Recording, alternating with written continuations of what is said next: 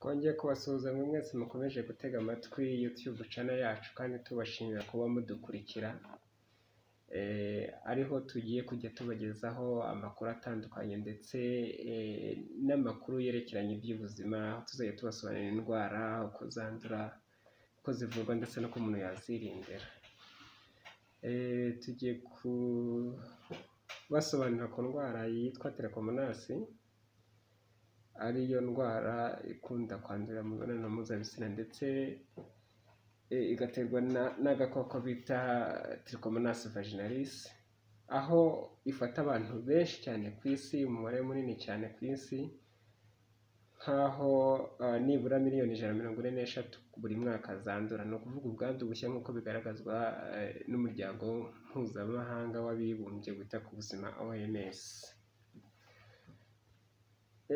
Umurwayi wanduye iyi ndwara usanga yishimagura mu myanya y'imyibarukiro kandi ugasanga hararyaryata cyane, ndetse ino ndwara yibasira cyane cyane abagore, ariko n'abagabo ikunda kubafata cyane cyane igihe bakoranye imibonano mpuzabitsina idakingiye n'abagore bayanduye.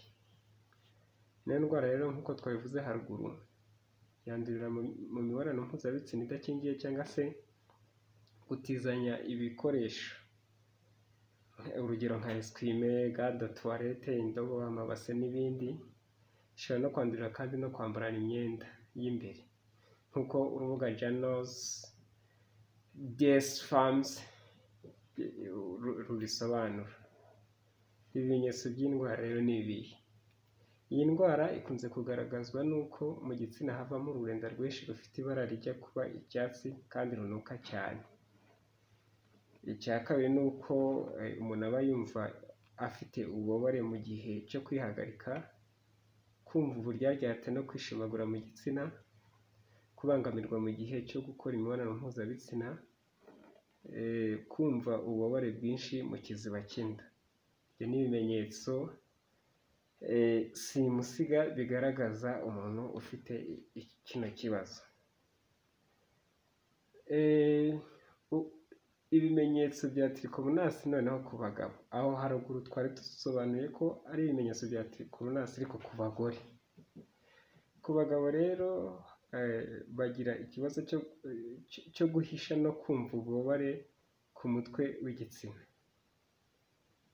Ntabwo ari uguhisha, ni uguhisha, guhisha no kumva ububabare ku dusabo tw'intanga, kumva ububabare mu gihe cyo kwihagarika no kuzana uburenda kuri bamwe. Ibyo bimenyetso akenshi birijyana hagati y'iminsi 5 n'iminsi 28 ku bagore, ariko iyo bigiye ukibwira ko indwara yikijije utarigeze uyivuza, uba wikururira ibyago bikurikira. Ibyago bikurikira ku muntu wabonye nk'ibi bimenyetso ntiyivuze, akibwira ko indwara yakize kandi atagiye kwa muganga. Ibyago ahura nabyo ni ibi bikurikira. Ku mugore utwite, ingobyi y'umwana ishobora gufunguka bityo agakuramo inda, ibyo bita avortement. Iyo umwana avutse ayivukanye, aba afite ibyago byo kutageza nibura imyaka 5 mu gihe atavuwe. Umugore ufite iyi ndwara ahorana udusebe mu gitsina, bityo kwandura virusi itera sida bikoroha. Noneho uko ino ndwara ya trichomonasi isuzumwa. Iyi ndwara ipimirwa kwa muganga, aho bapima inkari muri microscope cyangwa se bagapima ururenda bakuye mu gitsina imbere ku bagore. Indwara rero yirindwa gute? Indwara uburyo bwo kwirinda buroroshye, ni ugukoresha agakingirizo mu gihe cyose umuntu agiye gukora imibonano mpuzabitsina itakingiye n'abantu barenze umwe. Kwirinda guca inyuma y'uwo mwashakanye niba uri ingaragu ukifata. Abantu bakirinda ibyo bintu bya buri munsi byo guca inyuma abo bashakanye. Byaba bibayeho bakoresha agakingirizo, cyangwa se nko ku ngaragu bo bakifata. Ku bagore ni ukwirinda gusangira imyenda y'imbere, ibikoresho byo kogeramo, ibitambaro byo kwihanaguza ndetse n'imisarane bicaraho ya rusange mu gihe bishoboka. Kandi mu gihe ukeka ko wanduye iyi ndwara, ihutire kujya kwivuza kandi ntugakore imibonano mu gihe utarakira neza.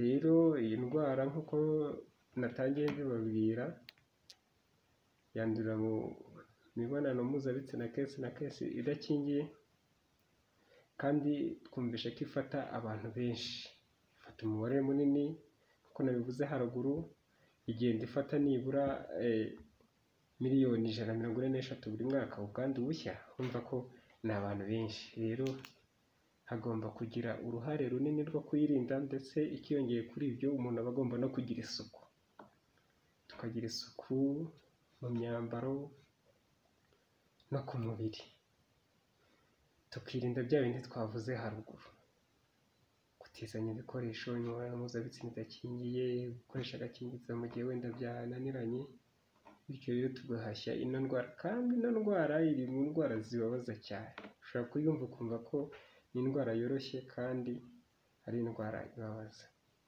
Ni mucyo rero twese dusigasire ubuzima, kugira ubuzima bwiza twirinda zino ndwara, kandi mboneraho kubashimira gukomeza gukurikirana YouTube channel yacu. Tuzajya dukomeza tubagezeho ibindi biganiro by'ubuzima, dutanga impuguro, ubumenyi, ndetse tuzajya ducishamo dushyireho n'ibiganiro by'imyidagaduro, entertainment. Abakunda za comedy nabo tuzajya tuzobashakira, ndetse n'andi makuru agezweho mu ruhando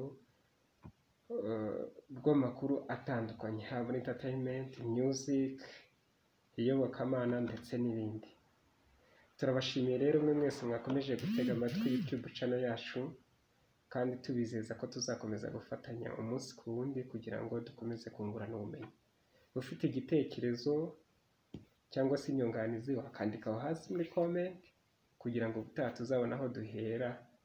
Kandi ushaka no kuduhamagara, duhamagara kuri 0787767270, hanyuma ukatubwira igitekerezo cyawe. Murakoze cyane, mugire ibihe byiza. Turabakunda cyane.